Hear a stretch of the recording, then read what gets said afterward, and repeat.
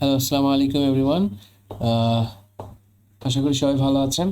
তো এই ভিডিওতে আমরা আহ, পাইকার কার্যক্রম রিপোর্ট এবং মালিকের মূলধন লেনদেন দেখব এবং যতগুলো দেখা যায় 10 মিনিটের মধ্যে আমরা দেখার চেষ্টা করব।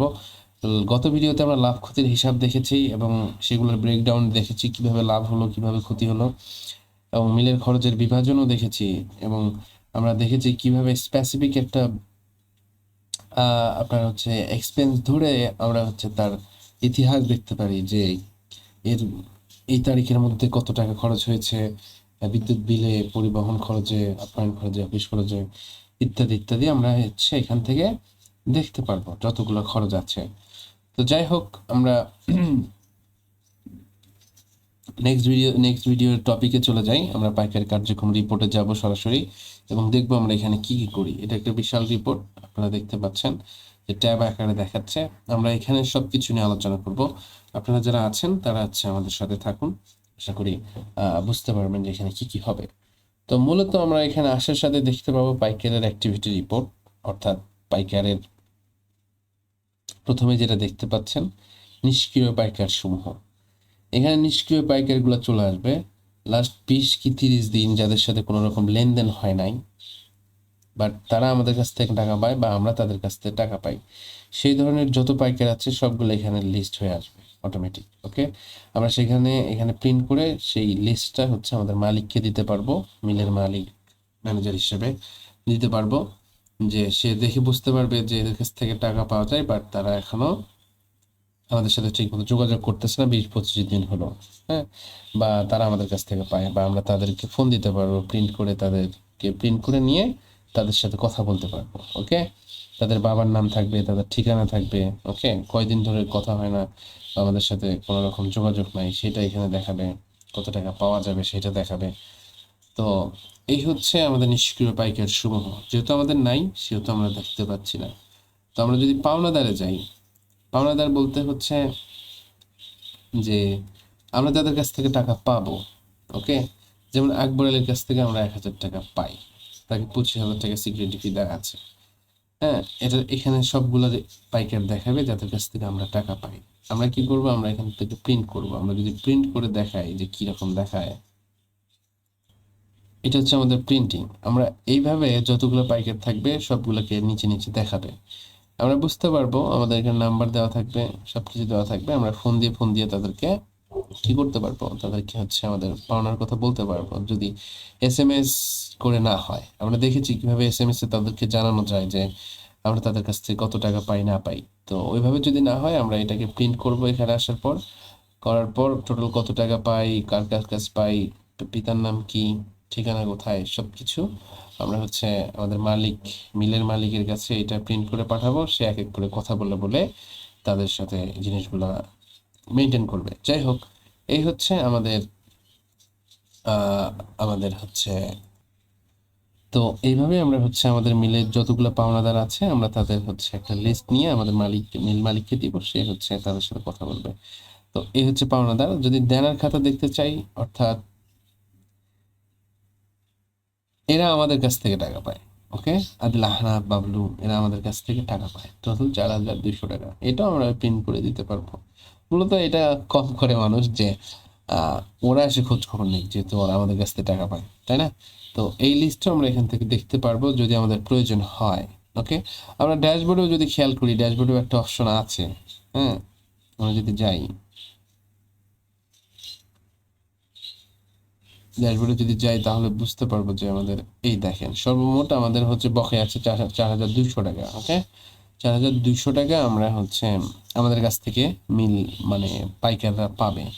হ্যাঁ, সেটা আমরা যদি এখান থেকে দেখতে পাচ্ছি, বাট আমরা যদি পাইকার কার্যক্রমের রিপোর্টের মধ্যে চাই, তাহলেও আমরা দেখতে পাবো দেনার খাতার মধ্যে গেলে যে কে কে পাবে। আহনাব পাবে, বাবলু পাবে।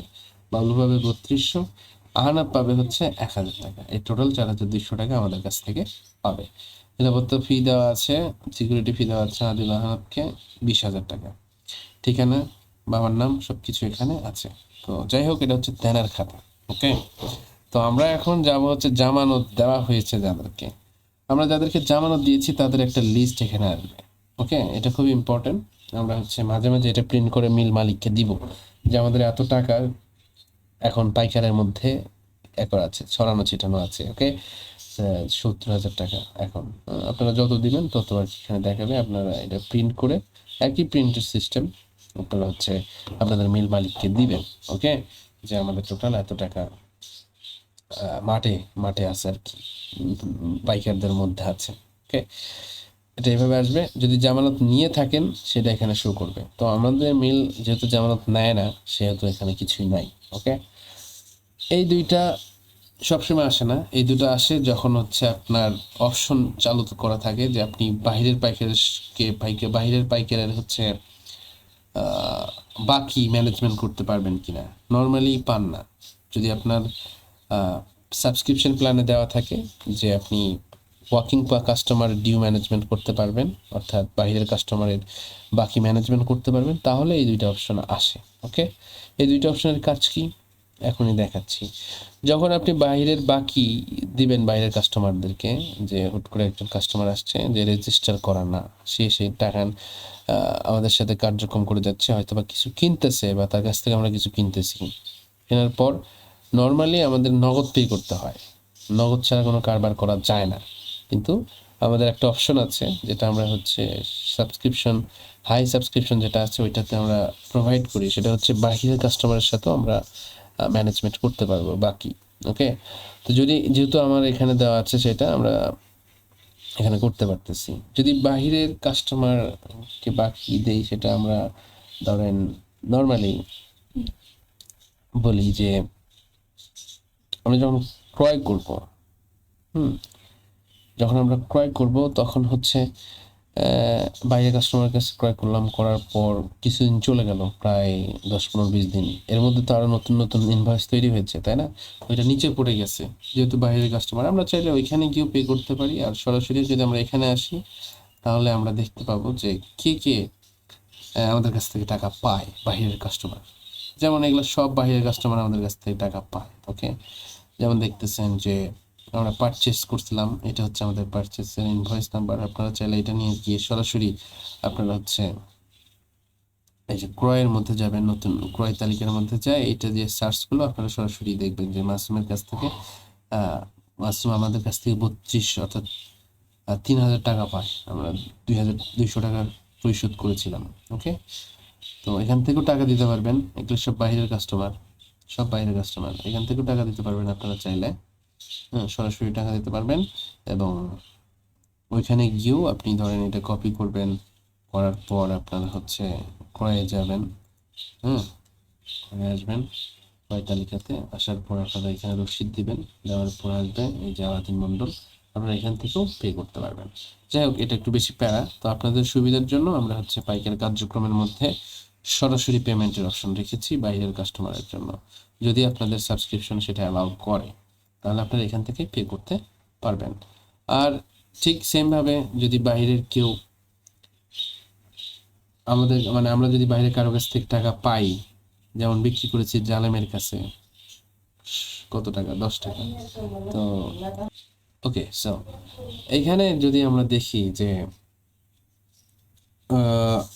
আমরা যদি কারো কাছ থেকে টাকা পাই, যেমন জালেম খানকে আমরা হচ্ছে বিক্রয় করছিলাম তার কাছে, আমরা এখানে ইনভয়েস দেখতেছি, আমরা এইখানে এটা কপি করে সরাসরি আমরা হচ্ছে বিক্রয়ের মধ্যে গিয়েও বিক্রয় তালিকা থেকে আমরা হচ্ছে সার্চ করে দেখতে পারি কি কি নিয়েছি। তো এখানে যেহেতু ডিটেলস দেখাচ্ছে না, তো আমরা দেখতে পাচ্ছি যে টোটাল 16 টাকা বিল ছিল, আমরা 6 টাকা দিছি, আরো 10 টাকা সে আমরা পাই তার কাছ থেকে।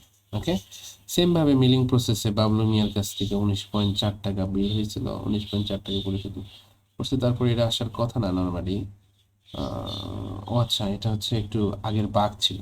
তো যাই হোক, সেম ক্ষেত্রে আলতাপ, সেম ক্ষেত্রে মাসুম সরকার। তো 3 টাকা পাওয়া যাবে এর কাছ থেকে, আমরা এখানে এগুলো ম্যানেজ করতে পারবো। এবং আমরা চাইলে এখানে সার্চও করতে পারি, যেমন ধরেন এখানে অনেক কিন্তু আছে, তাই না? তো বাইরের কাস্টমার আসছে, আমরা চিনি না কি নামে জানি আসছে, ধরেন আলাদিন নামে আসছে, তো আমরা সার্চ করতে পারি আলাদিন, তখন এখানে আলাদিন আসবে, সরাসরি এখান থেকে আমরা হচ্ছে পে করতে পারবো, টাকা দিতে পারবো, এবং আমরা প্রিন্ট করে আমাদের মিল মালিককে দিতে পারি। এই হচ্ছে ওভারঅল পাইকারের কার্যক্রম রিপোর্ট। ভাবছিলাম ভাই মালিকের মূলধনের লেনদেন নিয়েও আলোচনা করব, বাট অলরেডি 10 মিনিট হয়ে যাওয়ার কারণে আমরা এই ভিডিওটা এখানেই রাখছি। নেক্সট ভিডিওতে আমরা মালিকের মূলধন এবং বাকি যে রিপোর্টগুলো আছে ওইগুলো নিয়ে আলোচনা করার চেষ্টা করব। সেই অবধি সবাই ভালো থাকবেন আশা করি। আসসালামু আলাইকুম ওয়া রাহমাতুল্লাহি ওয়া বারাকাতুহু।